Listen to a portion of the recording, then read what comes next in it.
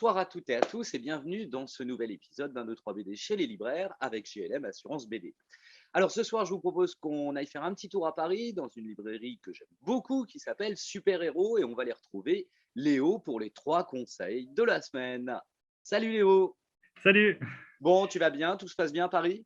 tout va bien à Paris, les jours heureux reprennent. Ah ouais, ouais, c'est Voilà, vrai. Avec un peu de soleil, ça fait toujours du bien. voilà. Eh bien écoute, je vais te demander ton premier conseil de la soirée. Eh ben, on va commencer avec l'une des nouveautés. Alors, c'est Easy Breezy de Yi Yang aux éditions Ça et Là. C'est une jeune autrice chinoise qui est super talentueuse. Easy Breezy, ça raconte l'histoire de deux collégiens dont l'un, c'est un très très bon élève, très sérieux, limite un peu coincé. Et puis l'autre, une sorte de petite racaille qui a tendance un peu à victimiser l'autre. Et un jour, ils vont se retrouver dans la rue et l'oncle de la racaille, il va essayer de voler une camionnette.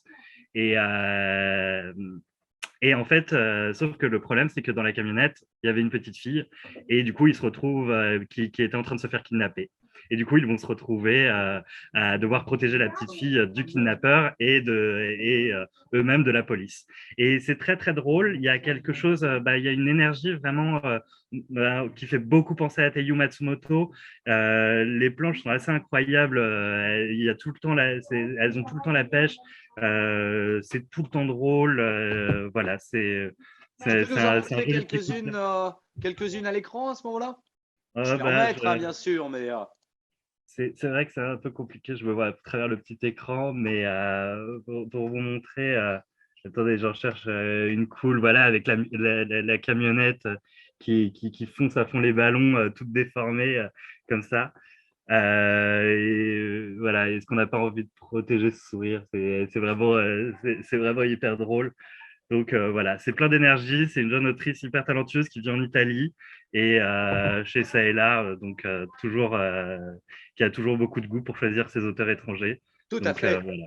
Eh oui, puisque Grand Prix d'Angoulême avec Écoute Jolie Ah bah oui, Marcia, c'est vrai que c'est là, il en revient formidable. tout content. Fauve d'or d'Angoulême. Très bien. Alors, ton deuxième coup de cœur, Léo? Alors bah là, je vais faire un petit old school. C'est La propriété de Rutu Modan chez Actes Sud BD. Et là, il y a son dernier qui est sorti, il me semble, l'année dernière, qui s'appelait Tunnel.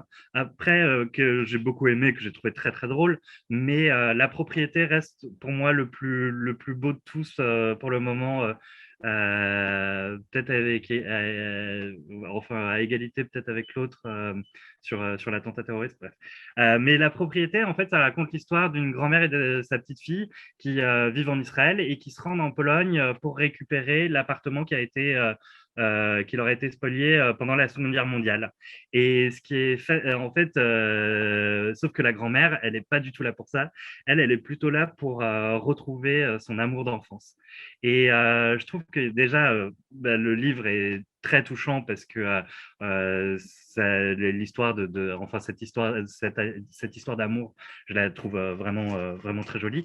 Mais c'est cette manière de raconter. Ruth Modan, elle a un humour absolument tordant en fait. Elle est très critique des Israéliens et c'est vraiment toujours chouette à suivre, surtout quand on les connaît pour de vrai. Il y a quand même quelque chose de très très très drôle.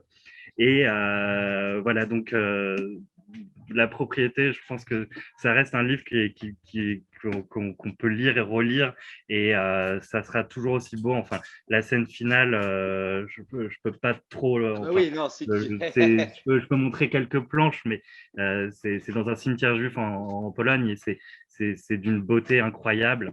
Et voilà, mais il y a toujours ces personnes, enfin, il y a toujours plein de personnages par exemple, le neveu ou le beau-fils de la grand-mère qui est toujours en train de traîner dans leurs pattes. Et parce que lui, il a un peu envie de se faire son pain pendant la transaction. Enfin, voilà, il y a cette Oui, sur enquête. un sujet grave, elle arrive à trouver un ton Elle arrive à décalé. trouver un ton vraiment très très fort, très très juste. Et voilà, donc Très bien. toujours cool. Allez, un petit Et dernier pour la route. Et un petit dernier pour la route, c'est la dernière sortie de Noël graphique. de Nicolas Pégon, que vous connaissez peut-être déjà parce que la dernière fois, en plus, j'en avais parlé déjà des éditions réalistes, la Tout à maison fait. d'édition fondée par Hugo Bienvenu. Et Nicolas Pégon, du coup, rejoint l'éditeur de Hugo Bienvenu chez De Chez Noël Noël. pour sortir son Dog. Et voilà, et c'est, si vous avez lu déjà Les eaux creux, la tête pleine chez Réaliste, c'est un peu dans le même ADN, c'est-à-dire que c'est une sorte d'histoire de loser magnifique avec un humour noir à couper au couteau. Alors, pour donner des références cinématographiques, même si je ne suis pas toujours fan de faire ça, ça peut faire un peu penser à Fargo des frères Cohen ou à Bon baiser de Bruges de Kevin McDonald. J'espère que je ne défonce pas son nom. Mais voilà, et Hound c'est l'histoire de deux personnages, César et Alexandre, qui, enfin, César, dont le corps semble partir en morceaux à chaque pas, et Alexandre, qui est obsédé par ses rêves d'Elvis Presley en Dieu. Et du coup, voilà, c'est ces deux personnages qui, du coup, se retrouvent avec un chien, un sort de gros chien un peu mal foutu, et ils vont essayer de retrouver absolument le propriétaire. Et sauf que, évidemment, l'enquête ne va pas se dérouler comme prévu, et le propriétaire, voilà, on pense qu'il a été tué, mais je vous en dis pas plus parce que c'est beaucoup trop drôle, et et je veux pas vous gâcher le plaisir de la fin. Mais voilà, alors les planches sont très un peu comme avec Hugo Bienvenu, c'est-à-dire il vient de l'animation, et du coup il y a toujours je cherche une planche en particulier où c'est toujours très cinématographique, vous voyez, Oui. c'est cette planche de Elvis, cette double planche de Elvis en train de danser, c'est voilà, mais et Ouais. c'est vraiment très très beau et très très drôle.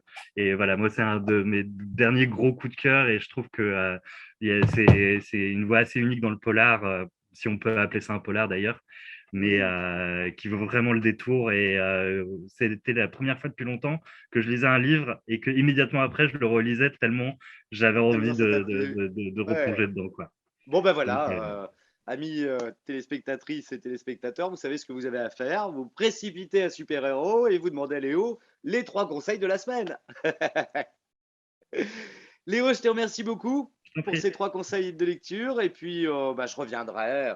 Un de ces quatre, d'ailleurs, la prochaine fois que j'ai un Paris, je viens vous faire un petit coucou. Avec plaisir.